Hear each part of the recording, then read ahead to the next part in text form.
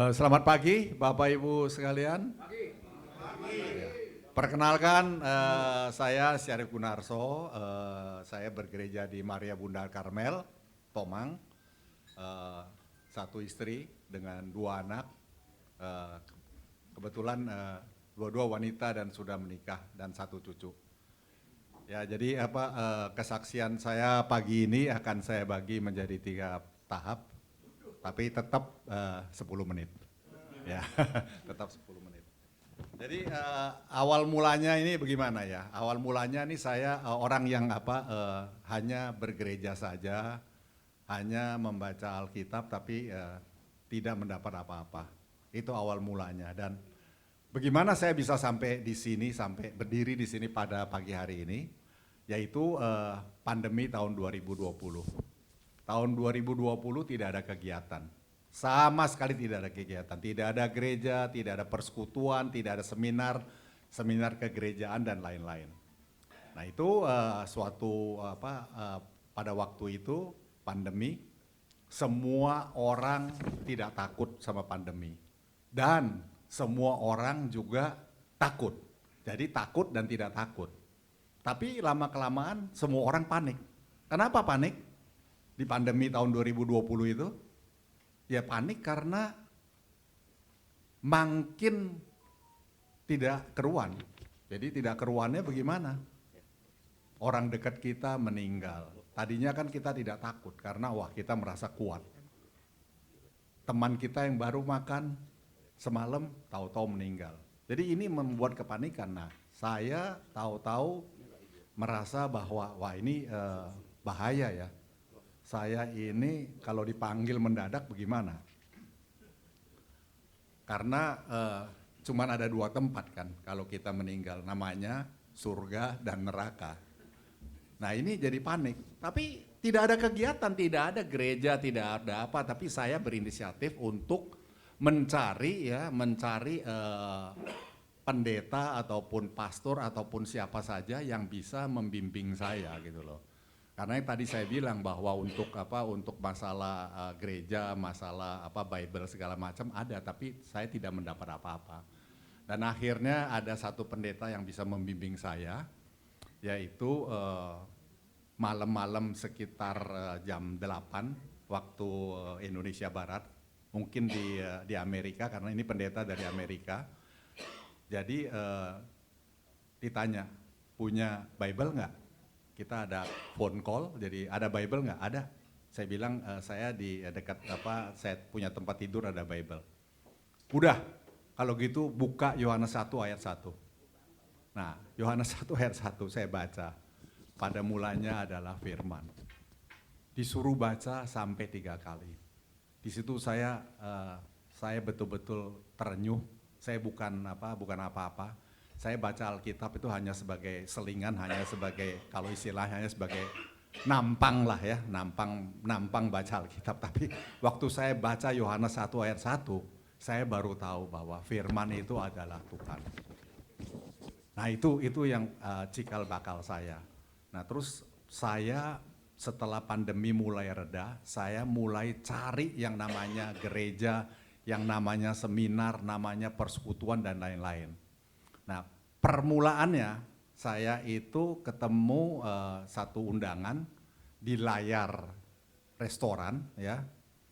Nah, saya datang sendirian, kebetulan istri tidak bisa hadir. Wah, saya merasa canggung sekali. Nah, canggung, saya tidak tahu mesti berbuat apa-apa, tapi ada satu orang yang duduk sama saya, tanya, dari mana?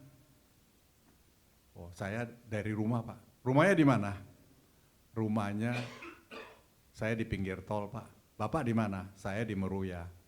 Waduh ini orangnya agak-agak diem, kelihatannya agak-agak sadis gitu ya. Nanya, bukannya apa-apa ditanya. Bapak tahu nggak itu siapa orangnya? Itu namanya Pak Heriadi itu. Waduh, dingin empuk. Tapi saya gembira sekali ya, itu hari Senin itu. Saya sadis, istilahnya dari mana? Wah kan dingin begitu. Nah, udahlah singkat cerita, ternyata itu hari Senin malam ya. Saya ada temennya namanya Pak Heriadi. Kemudian hari Selasanya pagi, saya itu di full gospel di sini, di Tomang chapter di Rose Garden. Ketemu lagi namanya dengan Pak Heriadi. Waduh, dia begitu gembira, tapi saya lebih bergembira lagi karena saya tidak punya teman. Saya tidak tahu apa di sini, cuman saya diundang. Nah, saya punya teman Pak Heriadi. Waduh, saya disambut pelokan ya. Kemudian ya banyaklah kawan-kawan yang istilahnya membimbing saya ya. Karena sebagai orang baru ya, kalau di satu tempat yang strangers ya, istilahnya tidak ada itunya, tidak ada kawan, kan kita ini kayak kuper, kayak ketakutan, mau duduk salah, berdiri salah gitu. Jadi terima kasih Pak Heriadi. itu awalnya ya, jadi tahap pertama. Jadi asal muasalnya itu pandemi ya. Kemudian selanjutnya saya itu terpanggil ya, jadi saya datengin semua istilahnya seminar-seminar segala macam dan saya bukan semangat, tapi saya punya satu energi. Saya rasa ini Roh Kudus yang menggerakkan saya. Saya datengin semua untuk apa sih? Untuk mengetahui apa namanya firman. Apa hubungan kita sama Tuhan, ya? Bagaimana sih? Mesti berdoa, mesti bergaul dengan sesama kawan kita di full gospel ataupun di gereja. Saya nggak tahu. Tapi itu saya digerakkan oleh Roh Kudus untuk bersama-sama dengan teman-teman ya untuk ya mengenal lebih dalam Tuhan. Mengenal namanya Bible. Itu perjalanannya menurut saya mengalami banyak problem. Banyak sekali problem ya. Jadi kalau saya baca Matius 22 ayat 34 sampai 40, kasihani Tuhan Allahmu dan kasihilah sesamamu manusia seperti dirimu sendiri. Apakah saya sudah melaksanakan ini? Saya rasa belum ya, belum. Nah, ini yang membuat saya istilahnya terpanggil untuk mendalami firman, mengerti masalah firman. Nah, kesaksian saya yang sebenarnya itu dengan ini saya banyak problem. Nah, banyak problem kemudian ini adalah kejadian yang tidak saya duga. Di bulan Maret ini, ya saya ini bekerja sebagai seorang konsultan ya. 9 tahun saya bekerja berpartner dengan orang ini, kemudian dia ingkar janji. Nah, ingkar janji ini, saya bisa demikian marahnya. Waduh, itu kalau saya bayangkan ya marah. Kemudian dalam hati saya ini saya rasanya fight, kita fight. Sampai ke pengadilan, sampai kemana. Jadi marahnya itu luar biasa. Padahal dia feeding saya. Dia memberikan saya penghasilan itu selama 9 tahun dengan dengan satu buat saya itu satu anugerah, satu berkat ya. Tapi saya karena ingkar janji, jadi saya bisa demikian marahnya. Sini tidak ada Pak Budiman Ranti ya. Jadi kalau Pak Budiman Ranti kan suaranya kan oktavnya kan tinggi. Nah, saya itu bisa lebih tinggi lagi.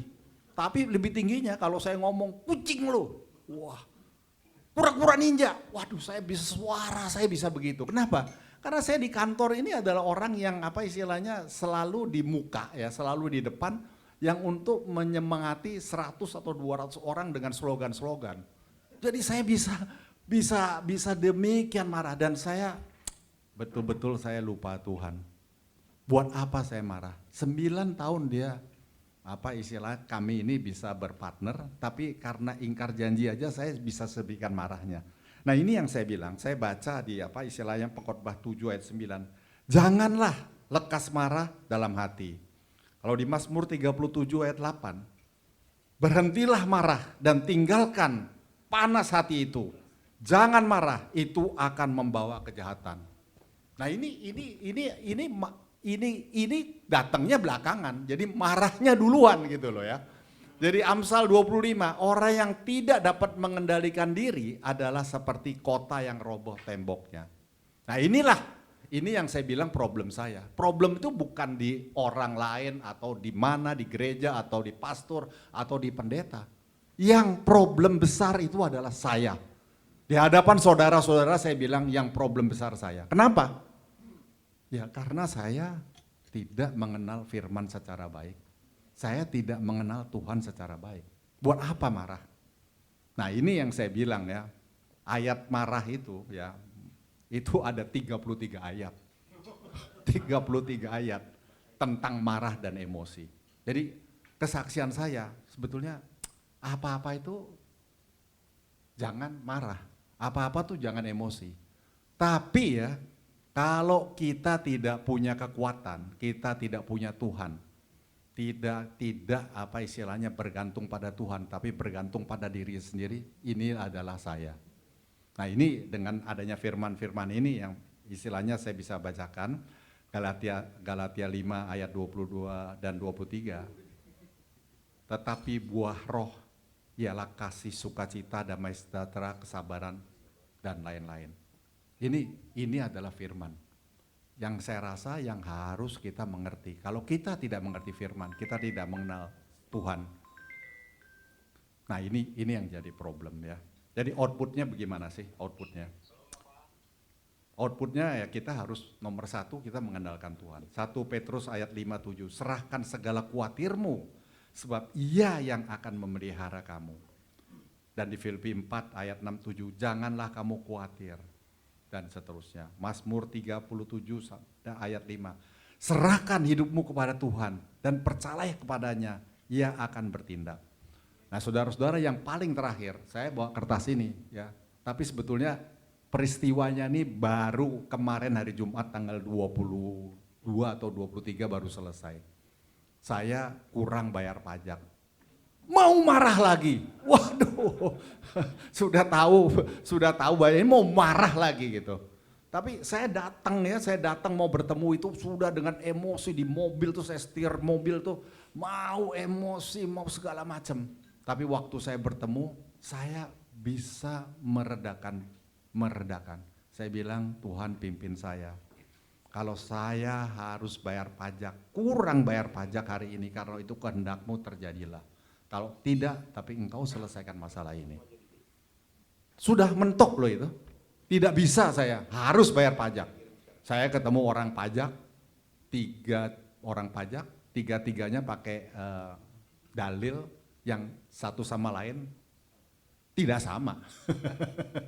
Si A bilang you mesti bayar, si B bilang ya terserah, ini bukan urusan kami, ini urusan Bapak dengan partner Bapak ya. Jadi ini menurut saya serahkan semua kepada Tuhan dan puji Tuhan hari Jumat kemarin keluar satu keputusan, saya tidak perlu bayar kekurangan pajak. Siapa yang hebat? Bukan saya. Yang saya bilang karena saya mengandalkan Tuhan. Ya. Saya mengandalkan Tuhan. Dan yang saya bilang di hadapan saudara-saudara ya, kita mesti bisa mengendalikan diri. Tapi terus terang aja, berdasarkan pengalaman saya umur 72 tahun. Baru 72 tahun. Kalau kita pakai kesombongan, kita tidak mengandalkan Tuhan, yang terjadi adalah sebaliknya. Tapi kalau kita menyerahkan pada Tuhan, saya rasa solve all the problems. Ini yang terjadi. Jadi saudara-saudara, yang terakhir saya mau katakan bagaimana saat ini, detik ini saya sekarang bagaimana? Saya masih perlu bimbingan, saya mesti perlu belajar, saya mesti bersekutu dengan orang-orang seiman, bersekutu dengan Tuhan untuk supaya bisa sukses saya menuju kepada suatu kehidupan yang sesuai dengan kehendak dari Tuhan. Terima kasih, sekian kesaksian saya.